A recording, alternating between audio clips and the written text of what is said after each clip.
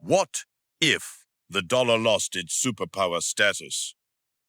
Somewhere right now, a meeting is happening that most Americans have never heard of. A group of countries, representing nearly half of the world's population and a third of its economy, are quietly building a financial system designed to do one thing: replace the dollar.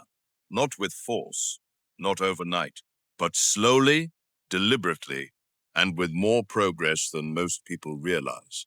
The US dollar has been the world's reserve currency for 80 years. That status isn't just a point of national pride.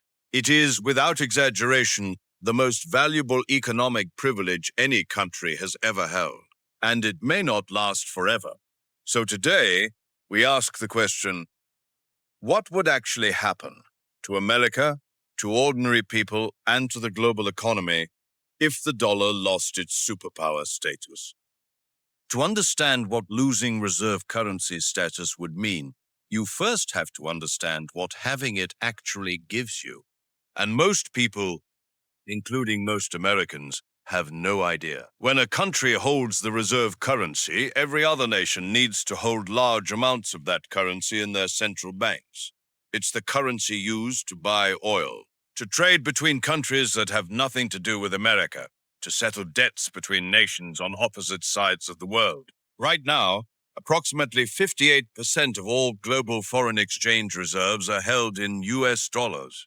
The next closest competitor, the euro, at around 20%.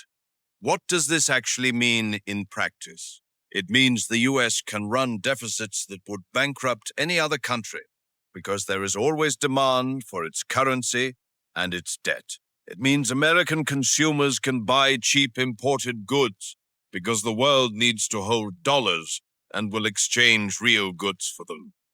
It means the US government can borrow at lower interest rates than almost anyone else on Earth.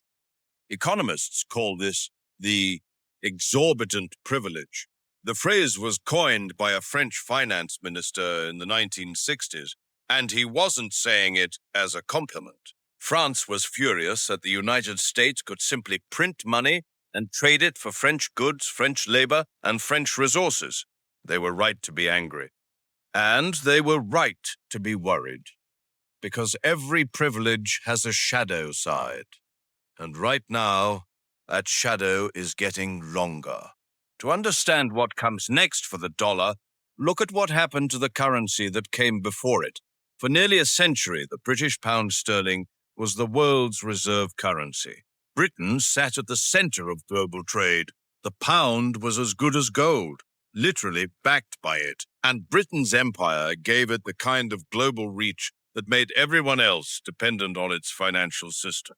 Then came 2 world wars. Britain emerged victorious from both, but the cost was devastating. By 1944, Britain was functionally broke.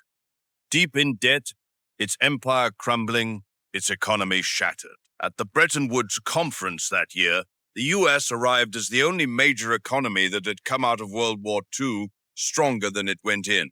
The dollar replaced the pound, quietly, without a dramatic announcement, simply because the world had no better option. Here is what happened to Britain over the next 2 decades. Interest rates on its debt climbed. The pound was devalued twice. Inflation rose. The government had to request emergency loans from the IMF. Living standards declined relative to the countries that now held the new reserve currency. And none of it happened overnight. It happened gradually, then suddenly. Now fast forward to today, the dollar's share of global reserves has fallen from around 70% in 2001 to roughly 58% today. That decline sounds small, but in reserve currency terms, it is enormous, and it has accelerated in the last 3 years. China has been settling oil trades in yuan. India is buying Russian oil in rupees. Brazil and Argentina have discussed a shared South American currency. The BRICS nations, Brazil, Russia, India, China, South Africa, and a growing list of new members, have explicitly stated that reducing dollar dependency is a strategic goal. This is not conspiracy theory. This is policy. So let's run the scenario. not the sudden overnight collapse version. That is a fantasy. The real scenario is slower and, in some ways, more interesting. Imagine it is 5 years from now. The dollar's share of global reserves has dropped to 45%. Several major oil exporting nations have accepted payment in currencies other than the dollar. US government debt has become less attractive to foreign buyers who no longer need dollars as desperately as before. What happens next? First, the US government's borrowing costs rise. Right now, the US pays around 4 to 5% on its debt. That sounds manageable, but the US currently has over $36 trillion in national debt. Even a 1% increase in average interest rates adds hundreds of billions of dollars per year in interest payments. Where does that money come from? Either more borrowing, which makes the problem worse, or cuts to government spending on things like Social Security, Medicare, infrastructure, and the military. Second, inflation stops being something America can export. Here's a mechanism most people don't know about. When the US prints money, much of that inflation gets absorbed by the rest of the world, because those countries need dollars and will hold them even as their value declines. It's one of the reasons the US was able to print trillions during the pandemic without inflation immediately skyrocketing. If fewer countries need to hold dollars, that buffer disappears. Newly created money stays in the US economy. Prices rise faster. The Federal Reserve is forced to raise interest rates more aggressively. Third, and this is the part that hits ordinary people hardest, imported goods become significantly more expensive. Right now, Americans can buy electronics, clothing, and food from around the world at relatively low prices, partly because the dollar is so strong. If the dollar weakens substantially, as it would in this scenario, everything imported costs more. A television that costs $500 today might cost $700. A car with foreign components, which is most cars, gets pricier. Gasoline, which is priced globally in dollars, becomes more volatile. None of this is catastrophic on its own, but across an entire economy, year after year, the cumulative effect on living standards is significant.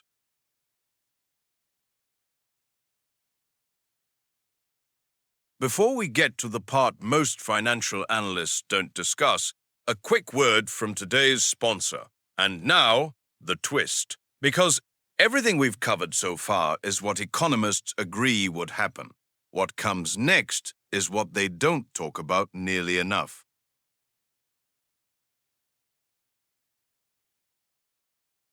Here's the thing nobody says out loud. The countries that lost reserve currency status did not disappear. Britain is still one of the world's major economies. The pound is still a globally traded currency. British people still have a high standard of living. What changed was their position. They went from defining the global financial system to participating in it. That transition was painful. But Britain adapted. And here is the genuinely surprising part of the dollar scenario that most analysts overlook. Holding reserve currency status is not entirely a gift. It comes with a hidden cost that economists call the Triffin dilemma, named after the Belgian-American economist Robert Triffin, who identified it in 1960. The problem is this: to supply the world with reserve currency, the US must run a permanent trade deficit. It must import more than it exports, forever, so the dollars flow out into the world's reserves. That deficit hollows out American manufacturing. It ships jobs overseas. It concentrates wealth in financial sectors while leaving industrial communities behind. In other words, the very privilege that makes America financially powerful has also contributed to the deindustrialization of its heartland. A world in which the dollar shares reserve status with other currencies might actually allow the US to run a more balanced trade relationship with the world, to rebuild industries that were exported over decades, to stop being the consumer of last resort for the entire planet. It's not the story anyone tells, but it might be closer to the truth.